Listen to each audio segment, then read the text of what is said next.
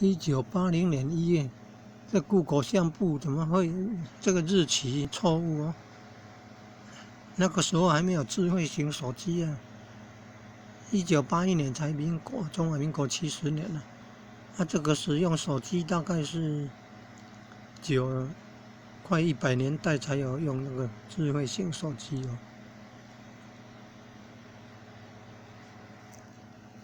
所以这个时间错了很多了。中华民国100年了算，加上1911是要2011年呢。现在111年，2022年呢。这街头艺人在麻豆总业那边有卖艺术品的，有展览的。